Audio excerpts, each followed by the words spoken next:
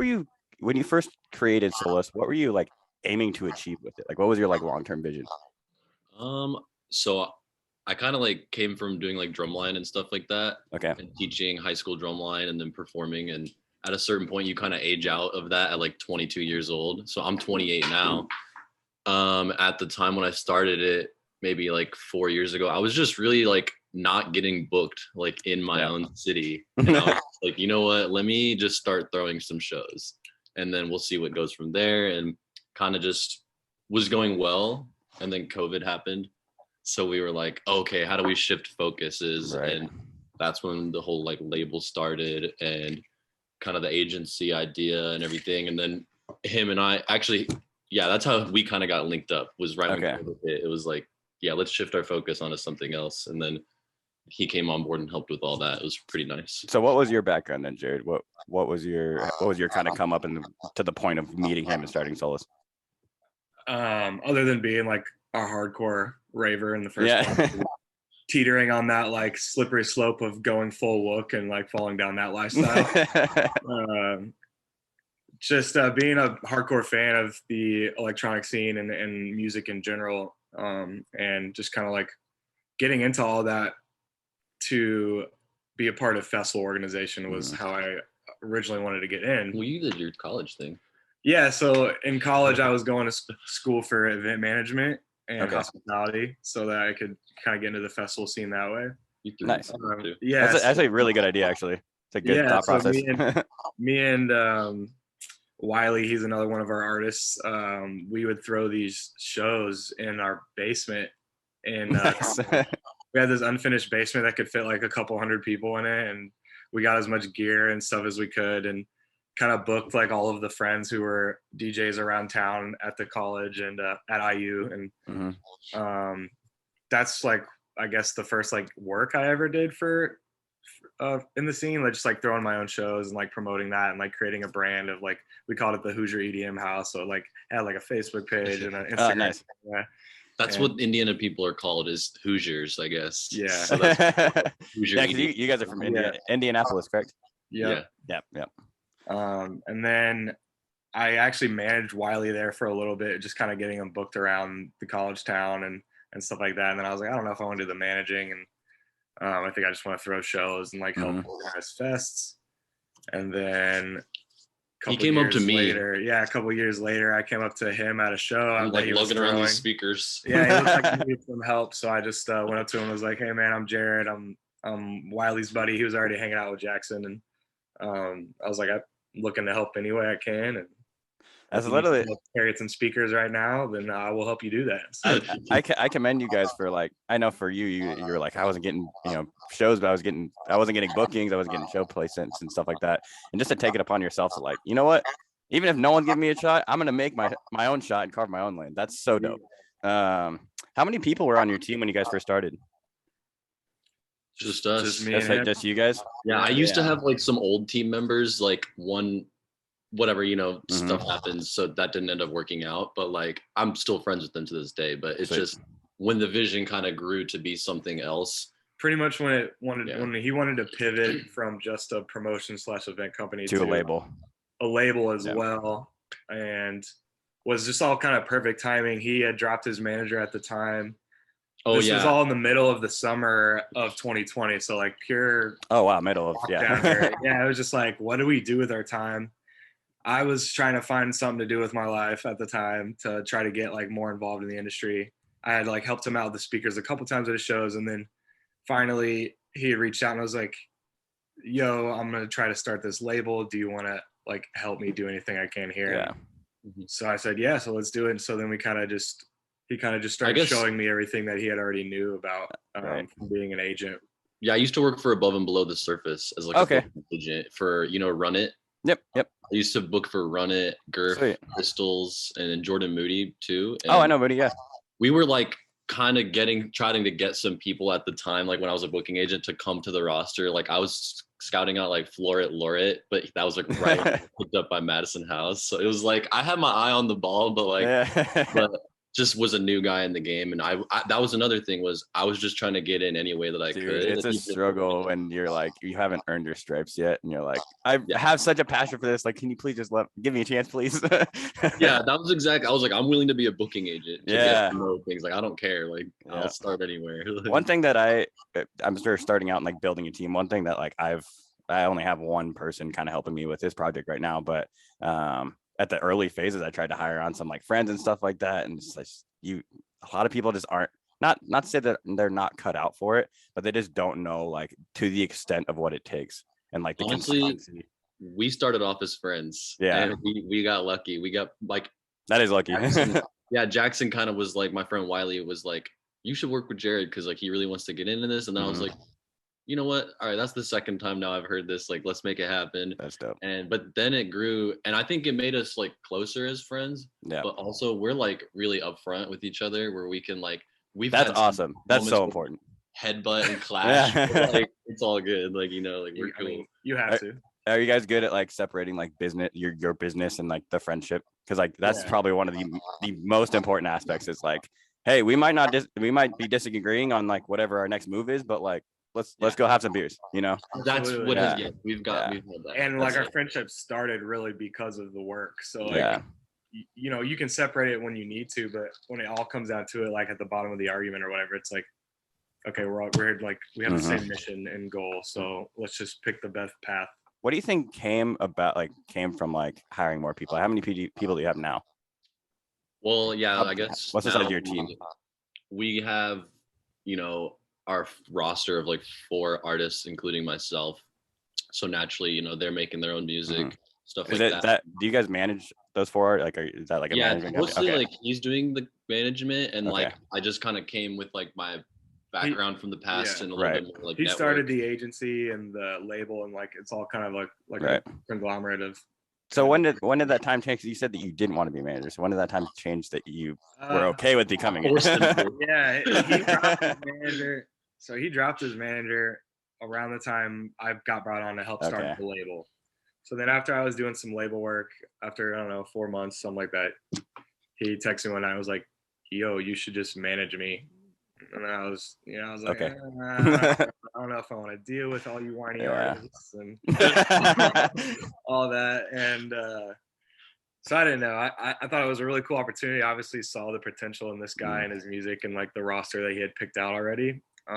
So it was like kind of dropped. Also, he had like Jeff in his back wing too, being like, I'll read any of the emails for you. Excision for the people listening. Yeah. That was kind of like the catalyst that got me to just say yes. Was we were playing Call of Duty together one night, and I was also talking to his girlfriend Emma, who's been one of my best friends for a long time, and I was just kind of letting them know what's going on, and that he wanted to manage me in the situation. And then they were both just like, just do it. Like, you know, if you don't do it, someone else is going to come scoop them up and you might regret it. And I was like, I don't know how, like, I don't even know what managing is exactly. And then Jeff said something that I'll never forget that kind of has just fueled my whole like mission, which was, he said, you just do literally anything you can to enhance their career, whether it's, you know, anything that you can physically and mentally handle to like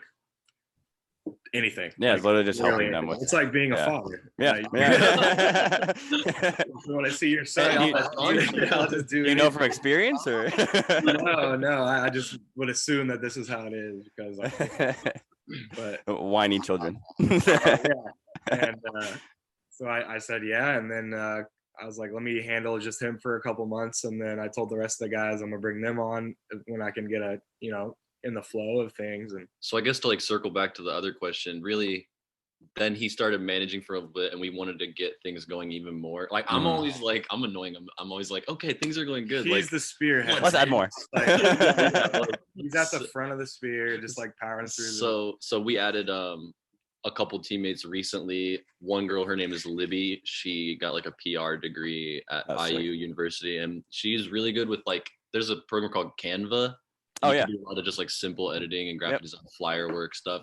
And we threw her a little fest called like Electric Wave, and she did everything, like all the posting, creating all the content, which was like what I needed. I needed somebody like when I throw shows, I need her to handle that, and then Jared handle the label work Yeah. and artists. So You- we added one other person named Matt, right? And he's gonna be kind of handling like the label side of things. So it'll be Gotcha. like Matt on the label, Libby on the shows, Jared hopefully spearheading the management. Yeah. And I think we're gonna be hopefully linking with some agencies here soon, but Sweet. that's in a couple weeks. We'll figure that Awesome. out. So. Yeah. Since you guys are more like experimental based, like more like Wakan, Liquid Stranger types sound, right? What labels are you kind of looking at to like pitch to? I mean, I do like those guys a lot. Nice guys and girls. They're a great team. You've personally released on Wakan, correct? Yeah, I just put an EP out on Sisquan too Yes. with my buddy Rince. That's awesome. But Yeah. anyway, like along with FTSU. Yeah, FTSU with Brandon and them, Jordan Moody last year. Him and Rekno and Jordan Moody. That was how we first got connected with Wakan. Gotcha. I mean, ideally, like, yeah, I love them. My dream label is, like Flume and Future Classic. Yeah. Yep. I would love to release on them one day, but that's just like a goal, like long term down the road. But Flume's right now on my direct sites, like, yeah, I'll just keep on building that relationship with those people that I've already got going. I really appreciate and respect like Excision, Liquid Stranger, Bear Grylls, who else? All those like artists like ran labels. So dope. That one that Bear Grylls has, the first thing they put out was like the pancake. It's like, room service. Room service. Yeah. Yeah. That's right. When you guys found your way and now got to the position where you are now, was music always a thing that you guys like wanted to do? Like, was that like a long term? Like, how long have you guys been wanting to work in the music industry? Well, for me, I was a music education major. Oh, okay. So I taught high school drumline. Like I said, I did the local like NBA drumline here, Yeah. Indiana Pacers, and so it was like my path was gonna be I was gonna be a teacher. And then when I aged out, I was just like, wait a minute, fuck this. I don't want to make music. So I just quit all of that at like randomly one year. And then I was like, all right, time to do this. And I took like a little course over the summer at this studio. And then it wasn't like I learned like a shit ton about producing, but it kind of just got me like going to class and opening the door. And like, so for me, I mean, I played my first show in 2019, I guess, like my first real show. Okay. And then first like festival I went to was like 2016. So I mean, I guess that was when I was like, damn, this is what I want to do, like 6 years ago. Sweet. Yeah, that's about the time that I started too. What about you, Jared? When was that like the light bulb moment of like, I think I want to do this? So I actually was a freshman in college. I mean, I loved music and going to concerts for as long as I could. And like I said, my first real concert was actually Excision here in Indianapolis when I was like 15 or 16. Oh, what a great first show. yeah, I was like, wow, live music, but also wow, live electronic music. And, wow, live dubstep and more dubstep.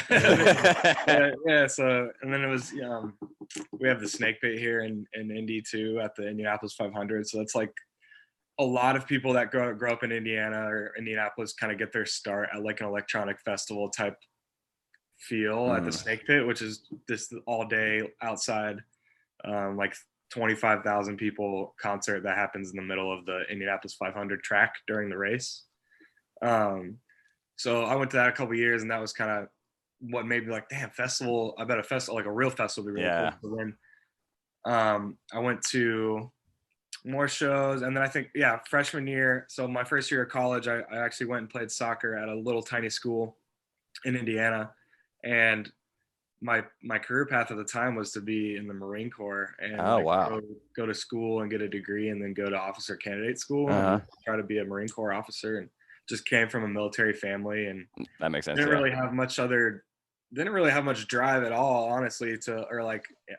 I had no, real like desire to like be anything other than what I knew, which was just the military from being raised in my family. And my older brother was a Marine, and so that was kind of the path that was in front of me. So I started walking it, and I hurt my knee really bad the first year of college. At the end of my season. Laughing, but I'm like, yeah, it's funny. I just got the second surgery on it literally yesterday, so I'm ready. Yeah. But the first time I heard it was kind of what helped this aha moment.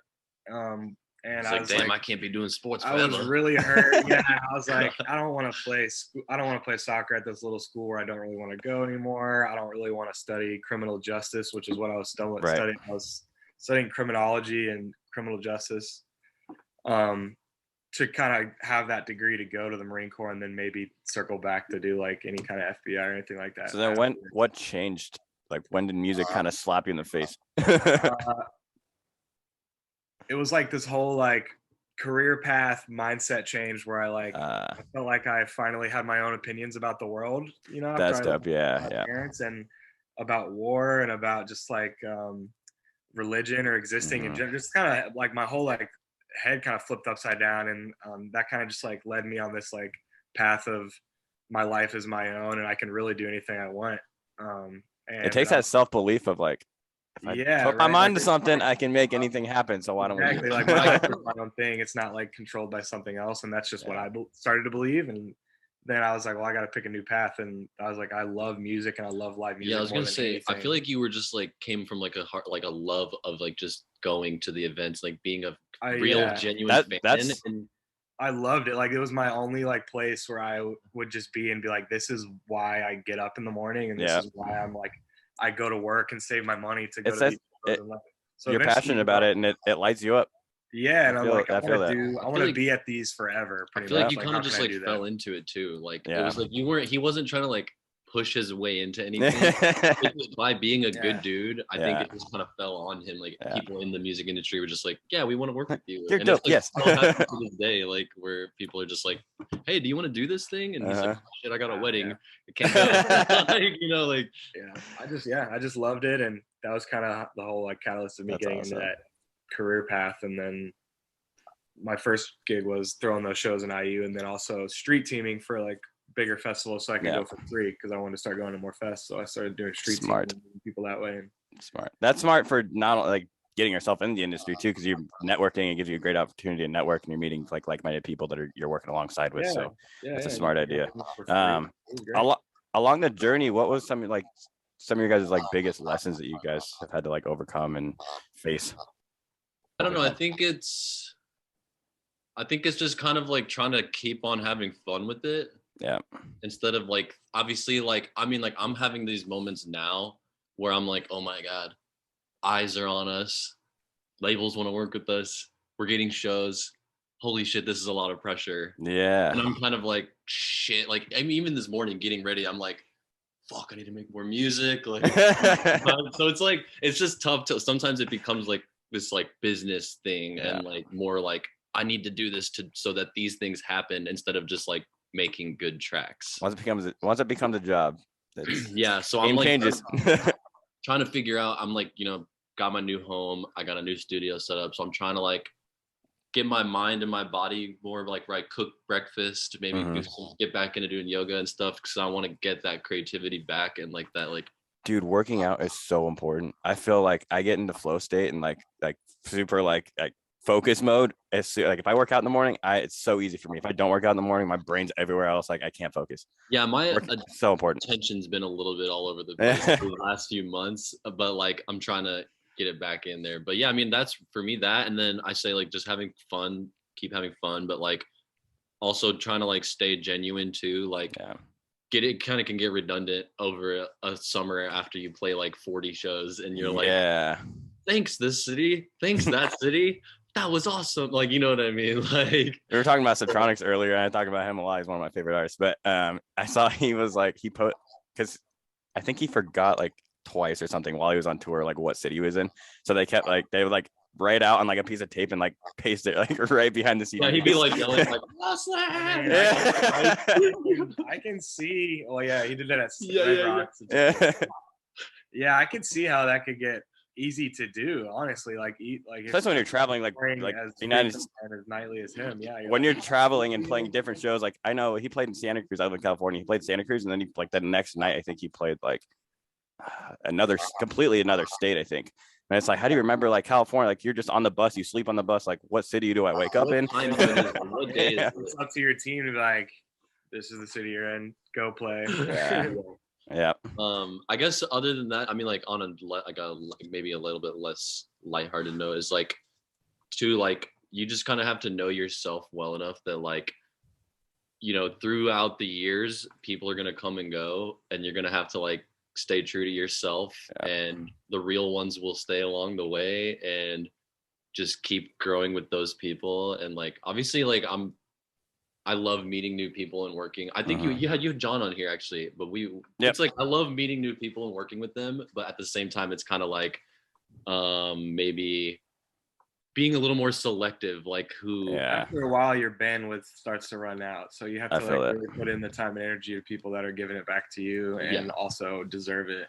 So otherwise, I mean, that was definitely the lesson that I learned. Was Isaac can vouch for. It was like putting myself out there in the scene more, and like trying to just reach out, cold call people about anything at all. Just like, yo, I like this. Yo, I like that. I'd love to work here. I love to do this with you sometime. And or like even just like working at fests. Like I got in, you know, I finally got to, after the management part, finally got to get around to fest ops and do the thing that I originally wanted to do. So I feel like a lot of people just like, they're like, I want to be an artist, or I want to do this specific thing in the industry, but they don't understand that like it's a journey and you have to start somewhere. And sometimes you got to like work for free. You got to eat shit in the beginning. Like you have to pay your dues in the beginning. They don't realize like you have to just start somewhere. Dude, in order to get, so like to go off that, like I played Soundhaven this last year, but before I played Soundhaven, I met the dude that runs it by just going to a show. Everybody else went to go after party, and I started helping the guy tear down the little things, bro. And then and then like after that, he remembered me, so I messaged him and I was like, "Hey, nice show the other night. Like, glad we got to meet." And then I saw him posting about volunteers he was doing these drive-ins, and I was like, nice. "Hey, I'll come work." So then I just literally did like security or some shit. Like I'm like over here like telling people to put their masks on and shit. Like, you know, I don't want to do that shit. I want to play music. Like but it led to me getting to play Soundhaven, and now I'm playing it again this year. So it's just like you said, sometimes you have to eat ass in order to so I'm like down in a bad way. I'm gonna tell my story real quick. I started with working production teams and like just like local, you know, being involved locally, and then I started expanding and starting my own things, started the podcast, and like then grew from there. But kind of same story, just like I started with productions and like building stages and working security, working doors, helping with ticketing, whatever. But my thing was like a lot of people like struggle with like in those phases, like there was a lot of like, I was excited to do it, obviously, but there was a lot of like self-doubt of like, okay, I'm here and I want to be here. It's an ego check. Oh my gosh. Did you what other like what for you guys, what was like some of your internal battles that you guys had along that process? Just have low expectations for every single thing I'm doing. For everything else, like if I come up to a venue, zero expectations, and like just keep an open mind and everything. Like, I mean, I've had instances where, you know, sometimes it's not always like that, and I can maybe have a sour mentality or whatever, but like just push through that and stay positive and know that like the work that we're doing now, like there is a light at the end of the tunnel. Yes, and there is. We are starting to see that now, like both of us together, like as a team, which like you'll see that as it comes out. But like, that's awesome. So a lot of the hard work, it's worth it. Yes, it is very rewarding. It's a long process, but it's very rewarding. For me, it also like it tests my patience a lot. Like I was just like, it's gonna be a long road. I have to be patient. Like, did you ever feel like you guys are just like, did you guys ever reach a breaking point where you're like, man, I can't wait anymore? Like, can this please happen? I'm in it for the long haul. I literally I like look at like too, like Diplo, Liquid, like He Who Shall Not Be Named, and these guys are all like 40 years old. Like I got so much time right now to be. Look at Excision. Like, he's how old like is 35, I think. Or something like that. Yeah. So I still have 7 years until then. So like, you're chilling. It's really cool to have that like direct tap too, to like see what it's like when you've like done the thing that you set out to do. It's cool for you too, because like you have that, like he said that earlier, like you have like Jeff in your back corner. So it's like if you ever have any like self-doubt or anything like that, I'm sure like you have in the past with management, you're like you can go to someone like that and like they can be like, dude, it's very simple, take a deep breath, you got this. Like it's a very surreal blessing, honestly. Yeah.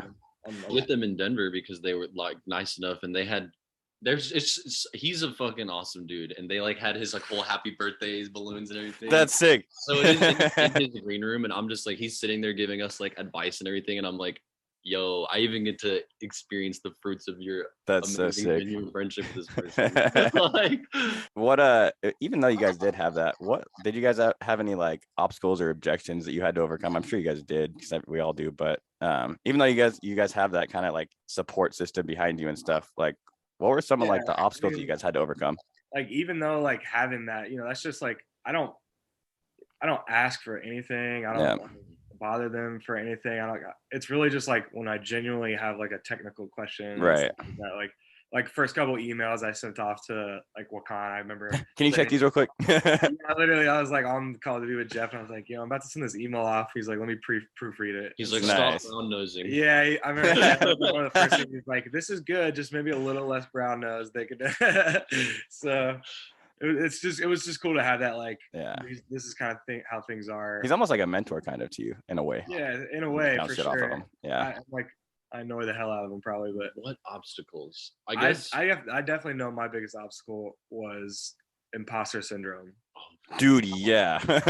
Yeah. So hard for me, especially because I didn't come into this like wanting to be a manager or like, going after that. It like I said, it like was offered to me by this guy who just needed one, and I was like, for so long, just got thrown into it. When he'd pull up, or we'd pull up on some new people at a show that he got booked at, and he'd be like, hey, what's up, I'm Ujuu. He'd be like, this is my manager. I'd be like, yes, that is me. Manager. I am here. I manage things. Yeah. I manage things. Kind of like getting up every day and like embodying myself as like, I am a music manager now. Yeah. I run this label now. Like, I'm not like just a fucking not just a fan anymore. Yeah, I'm not just trying to make something out of myself and a fan. I'm like actually out here doing it. I'm sure it's trying to get there anymore, but now I'm here, and now it's time to actually put work in. And so I'm sure it's a surreal feeling, like getting to that place too, where you're like, it almost feels like big shoes to fill. Huge shoes to fill.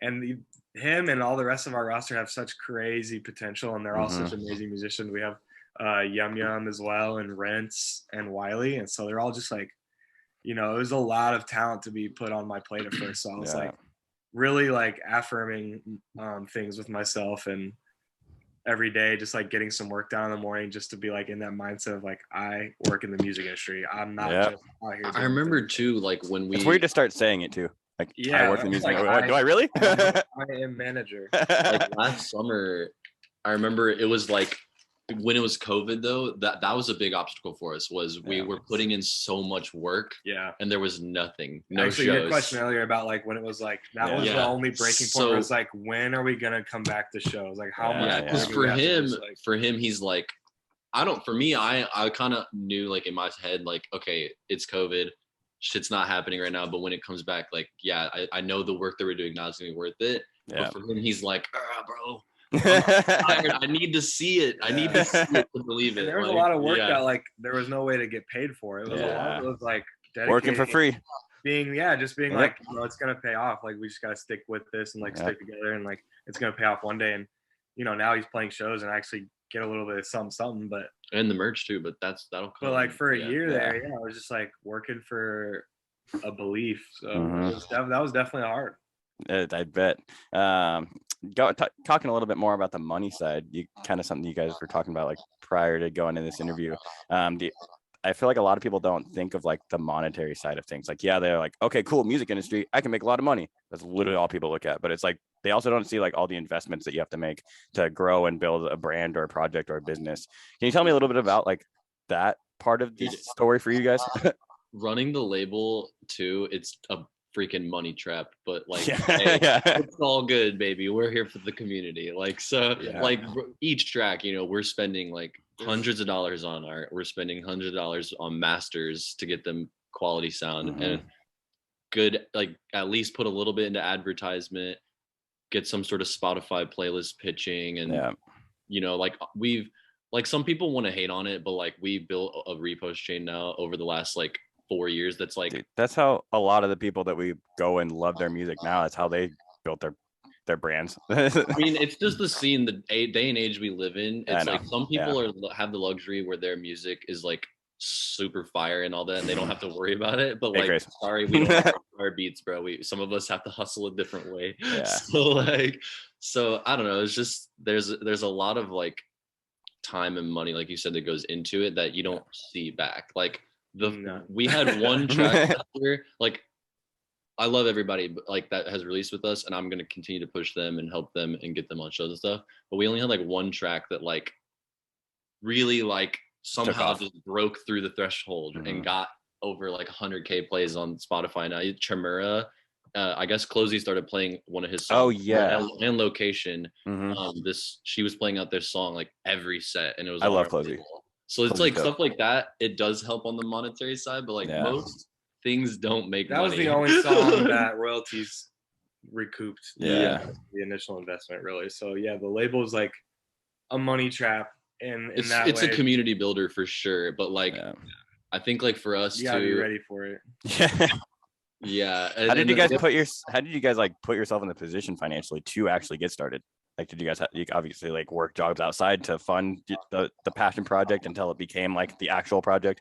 Yeah, I mean, and now we have some cool investors too. Okay, cool. If we want to throw shows, and then like I get my merch, somebody else covers the upfront costs, and then we split it like on the back end, the profits and stuff. Nice. So, or like he owns like equipment, like speakers and stuff like that too. So you can rent those out. We'll rent it out. And it's sick. We'll try to hustle and rent those out. Dude, it's all like early phase is all about the hustling. It's all about the hustle.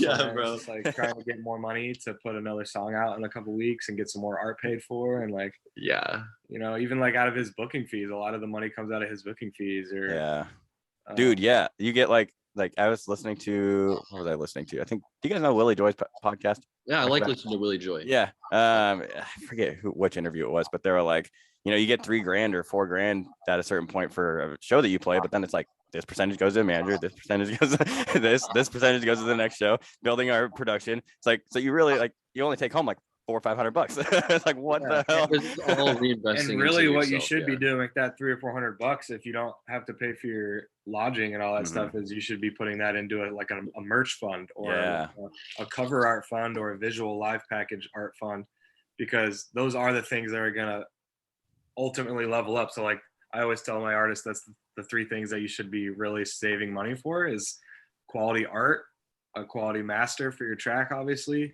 some promo for your song, and what was those things that? Oh yeah, visual packages, like you can do to like boost your production of your live sets.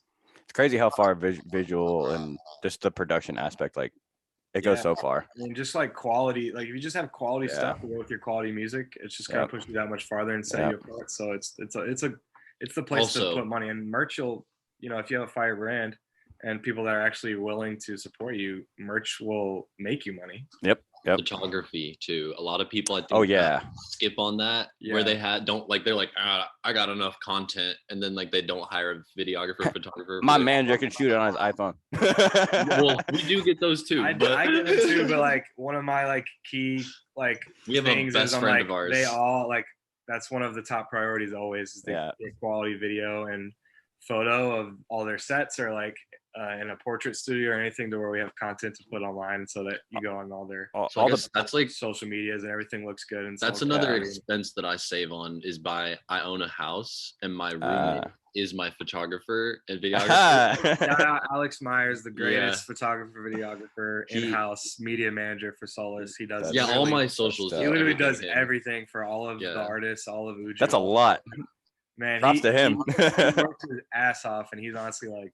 But he gets free rent.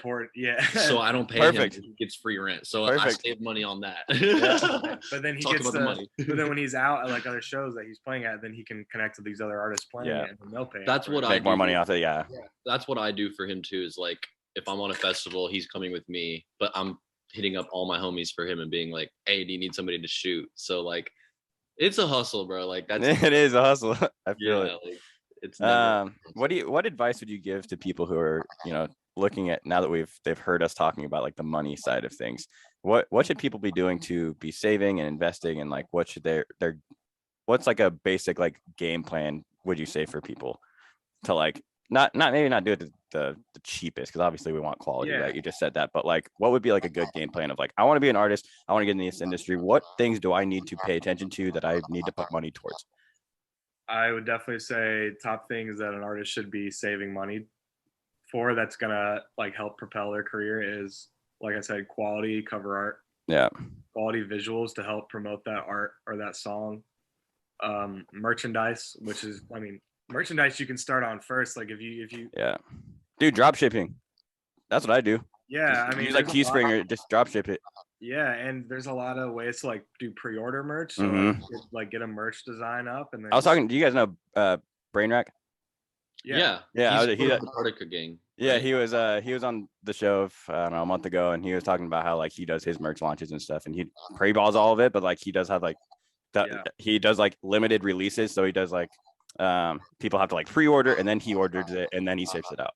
I was like, that's a smart idea. Money. Mm-hmm. Yeah, I'm lucky enough to like the guy that makes my merch. He's also a vendor, so he's Cool. already like vending at all the big festivals. Like he did Nice. Lost Lands. He did. I just went to Okeechobee with him a few weeks ago. Oh, sick. And so like for me, like not only is he pushing my jerseys there, but like I'm also working there literally as a salesman. Like I'm selling rave wear to girls and guys and like bands, and like so I ended up making like I think like $900 commission just like working for him at Okeechobee with free ticket. So like, but that's like a lucky situation where right. Cheat the system.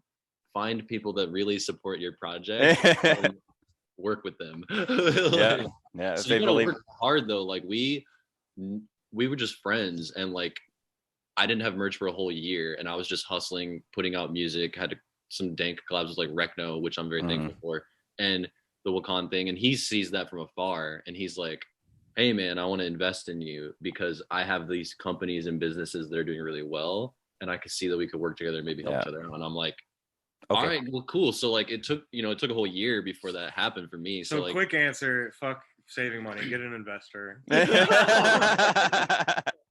Yeah. No, if you don't have an investor, definitely put money into art, quality artwork, merch, and or just get a job so you don't have to rely on this like as your source of income. Like I bartend, and so does and like bartending or like service industry is a great way to like earn your bills and pay for your bills, but still have a lot of time throughout the week to work on your passion project or your career. Find a job that's flexible and allows you to take time off when you need it. They let me leave when I know, like, I got there interviewed 3 years ago at this bar I work at, and I was like, this is what I want to do with my life, and I'll be gone a lot. Are you guys cool with that? And they have been. So sick, perfect for you, and then like just kind of chip away at that like bag that you're saving for merch and art and like a photography. And even our photographer got a job that was like he works for like a AV warehouse. And they let him do part-time because they support. So like he doesn't have to work weekends, and he works during the week and can kind of go leave when he wants, all that stuff. So definitely finding a flexible job is ideal to that too. Yeah, for sure. Making sure your socials are looking real crispy. Yeah. With quality stuff. I'm all about the quality. Quality. Money gets you quality, so save your money. Yeah. More quality and less frequent is better than more frequent and lower quality over quantity, for sure. I super agree with that. Thank you guys so much for coming on the show. We're kind of at limit now. It was great having you guys on and discussing these topics. Thank you for being so vulnerable about the back end kind of stuff that you guys have going on. But before we wrap up, is there anything that we didn't cover or anything you guys want to promote or get out there? Yeah, it's a kind of a corny like slogan, but it's like find your sound, find your solace. And like, I mean, we do embody that because like people that send us music, we're not trying to like mold them to fit we don't have like a sound. We're just like, send whatever best represents you. If it's quality music and it's like fresh sounding, then that's what we want is like, we don't care if it's house, if it's dubstep, if it's lo-fi, like obviously that might be bad for us as a business standpoint, but like as a branding standpoint, maybe, well, we figured out a way to kind of cohesively tie it together. Like our brand is that we have multiple, and that you know, so like people can kind of find solace in the fact that they can listen to multiple kinds of electronic music or bass music. Yeah, and then my house too, we always have it like it's a very communal space. A lot of producers will come over, and like that was kind of the vision behind it too, is like my house is a place of solace for like people that was my next question. What does that mean for you? I think just being a good host and having a good energy. Like I think like so like Zeke Beats and Recno collabed like in my house. And That's sick. I didn't hop I on love the Zeke beat. Beats. Yeah, like I didn't hop on the beat because like I know my place. Like I could have easily been like, oh, let me get in This is there. my house. Right. But I understand like how people might, energy is a big thing, and like just creating that space where they feel comfortable and like vulnerable, like you said, where they can be themselves without going, I'm gonna infringe on that. So I just try to be there to like support and kind of help anyway. Like when Brandon's there and they're recording vocals, I'm just basically like the cable guy, like for them, but like maybe one day I'll get to collab with them, but that wasn't that day. So like, and then our artists on the roster kind of represent the like diversity that we all have a different style of music. That's like, awesome. We all make different shit. Everyone so makes different stuff, and we kind of cool. cover multiple realms of the underground bass scene and underground electronic scene. And so we just kind of want to create that community where like people that love all kinds of electronic music can come and expect to have that. That's super cool. We got the 2022 Solace compilation coming. That was my next question too. What do you guys got coming up this year? Crypt EP Crypt EP dropping next week. Wiley's got a single dropping next week. Awesome. Yum should be dropping in a couple weeks. I got a note EP coming out, like I said, with the dope label, who I don't know if I should name, but I already did, so whatever. But you didn't because I'm editing it out. So. Cool. And then a single on their compilation. Dude, there's like so much stuff in the works, and we hopefully some takeovers coming. Hopefully, him and I have some big news coming, but we can't spill it, so just stay tuned. Wait, what, are you guys getting married or what? No. Damn near. Damn near. We're intertwined at this point. How can we support you, find you? I mean, obviously you guys have like a team of artists, but specifically you guys, how can the listeners right now find you and support you? I'm Ujuu Music on everything. He's Bearded Spider-Man. That's a dope name. I like that. Bearded Spider-Man. Twitter is Bearded Spider-Man with an A instead of ER. And then Solace Presents is for our tags. So yeah, Solace Presents, and then Ujuu Music on all socials. Awesome. I have a final question that goes to each of you, so I want both of you guys to answer. One piece of advice that you guys could tell yourself when you first started on your each individual journeys, what would it be and why? Like looking back at like the very first start, what would be like the key thing that you'd be like, hey, make sure you never forget this? I think we talked about it already, but just staying humble, keeping that ego in check, putting yourself out there, which it comes with putting yourself, kind of like take yourself out of the equation and just like think about it as I need to get this project out there, and I need to put myself out there however it takes, even if it means checking my ego and doing something I'm not expecting myself to do, which means maybe working hard on all the other aspects of music. Eating shit and not getting paid for a while. So don't be afraid to do all the bullshit. Yeah. Awesome. Jared? I probably just tell myself to continue to have that, to summon that genuine energy and that genuine passion and love for all of this, because that's kind of what I've been riding on, and it's going good so far. Yeah, keep doing it if you love it. Sane. Yeah, it's like, every now and then you're like, oh my god, how much longer can I put all this social energy into? Some people have overflowing social energy. Some people need to kind of make more and then and make more. So that's how I am. I like my alone time for sure, but then it's like when I do have those times, like, okay, I'm very much like a social person. I can talk to people, so it helps me so much to summon that energy when I know it's like a genuine passion and like a love for something. So that's what I'm. Yo, we'll have to keep in contact, man. We'll have to kick it sometime. You seem like a super chill guy. Thank you. Yeah, definitely.